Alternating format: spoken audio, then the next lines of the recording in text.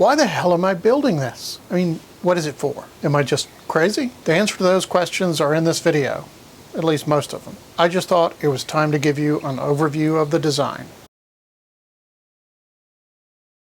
Let's start with what is it for? What is its function? But don't confuse that with why am I building it? In no particular order, these are the functions. I need a place to store my scaffolding, so the scaffolding stores under the building. I need a conditioned space to store my finishes and glues because my wood shop is not conditioned. My wife needs a space where she can create. And we need a place to photograph our work. So it's a photography studio, it's a she shed, it's storage, it's an office, it's sort of all those things. And you would say, I'm building it because I need those functions, right? Before we get lost, let me orient you to the project. Behind our house is a courtyard, and behind that is a wood shop. The wood shop is 12 feet by 24 feet. This building will be that wood shop's buddy. Now, I didn't want to get a building permit. My day job is full of building permits and inspections, and I just didn't want to deal with it. So the largest building I could build without a permit was 120 square feet. It just made sense to make this little building 12 feet wide, match the roof slope of the wood shop, and make it 10 feet deep. The building is a rectangular box with a sloped top. The exterior skin is just black painted plywood. On top of that is a cedar rain screen. Well, that's it for now. Back to the notion that function is simply things like bedrooms and bathrooms. Well, I think there's more to it than that. Now we're getting out of the black and white world and into the kind of squishy gray world. If a client comes to me and wants me to design a 3-bedroom house, I often ask why they want to build the house. They often seem uncomfortable with that question. They feel like it's already been answered.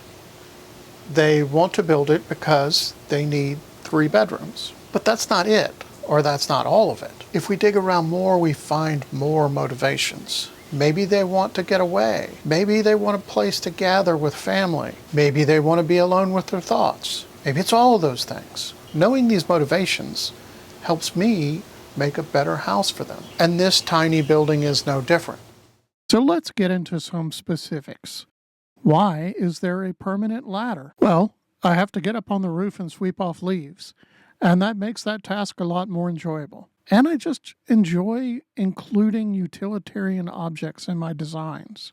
The air conditioner and heater is another example of that. It sticks out of the wall, so I'm going to make a black box for it and some supports that kind of remind me of the ladder. And the space for it kind of makes that window seem even larger. So this is the large corner window at the desk. The thin window is operable so you can catch a breeze, and the large window is so you can look out into the woods while you're working. You can also see that the patterns of the rain screen kind of frame these elements. Even the outside light has a place. The rain screens are generally 4 feet wide, but one side of the building is 10 feet, so there's 2 4-foot and 1 2-foot. There's also 2 different widths of slats. I use these patterns to kind of make things seem like they fit together, I hope. Inside, you will see all the pine framing of the building. The insulation will be covered by white painted panels. There is a pine floor and pine plywood ceiling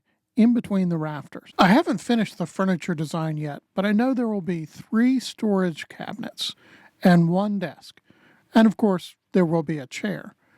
All of these items will be on casters, so they can be moved out of the way if necessary when we're taking photographs. All the furniture will be cherry, and that's pretty much it. One motivation is I'm building this as a prototype for a house I want to build and sell on speculation. This building is 1/10 the size of that house, so it's in essence a test. It's a test to see if I can build this in a reasonable amount of time, with a reasonable amount of money. So far, I'm failing that test, but I want to make these mistakes at this scale before I move up to the scale of a full house. I want to make these mistakes at a scale that won't bankrupt my family before taking on a full house that just might.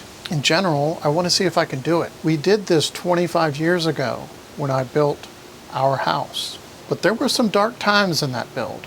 We were lucky to get out of it without financial collapse. We were lucky to get out of it without mental collapse. But I'm older and smarter now, right? Will that make up for the fact that I'm a little bit slower now? The first time was physically and mentally challenging. Can I do it now? Another reason is that I like to build. I think it's an antidote for architecture being an imperfect art.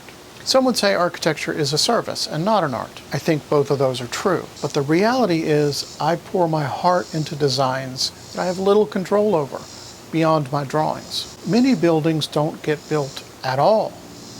Many buildings don't get built very well. The end result is the buildings I design are almost never realized as I envisioned, unless I build them myself. Yes, I'm a weird, obsessive person. I've come to terms with that a long time ago. But good things are often made by weird, obsessive people. So if nothing else, this tiny building will be built, and it will be built as I designed it, at least to the limits of my abilities and finances. So that's the why. Let's talk about the what. So I want to ask a question. Is this tiny building simple? That's for you to decide. But I can maybe break that question down a little bit. Does this building look simple? Or is this building simple? The first question focuses on outward appearance. A great deal of complexity can be hidden by a simple appearance. Just ask Steve Jobs. An iPhone is amazingly complex. I'm lucky if I can understand 10% of what it does. And the making of an iPhone is enormously complex. Pieces and parts from factories all over the world, shipping, it's just complicated. And the complexity of the operating systems, the surveillance systems, the applications, I can't even begin to describe. But you step into an Apple store and handle an iPhone and you get a feeling of simplicity. It's not until the ghost of Steve Jobs mysteriously and constantly changes things on your phone that you want to throw it against the wall. It's only then you realize how complicated it really is. And yet, I can't navigate the world without it. In contrast, I think this little building may look complicated, but in essence, I think it is simple. Or at least it's as simple as it can be addressing the requirements. There are specific requirements like function, and there are also general requirements, as Vitruvius describes: firmness, commodity, and delight. So fundamentally, this is just a rectangle with a sloped roof. Simple, right? And yet, I think about every screw. I want lots of light. I want to honor the materials that are used to make it. I want to honor the construction methods that are used to build it. I think it's a balance I seek. Can I embrace the true complexities of this world, of this building, and still achieve simplicity? Or is simplicity just a mask that hides the complexity of our world? Yikes. I'm deep in a rabbit hole. Often I have to remind myself that I'm just making a little building. Anyway, that's the design deep dive. You may decide what I'm doing is architecture, or you may not. Either way, I'm having fun building it. If you enjoy this kind of content, comment, subscribe, like, all that stuff.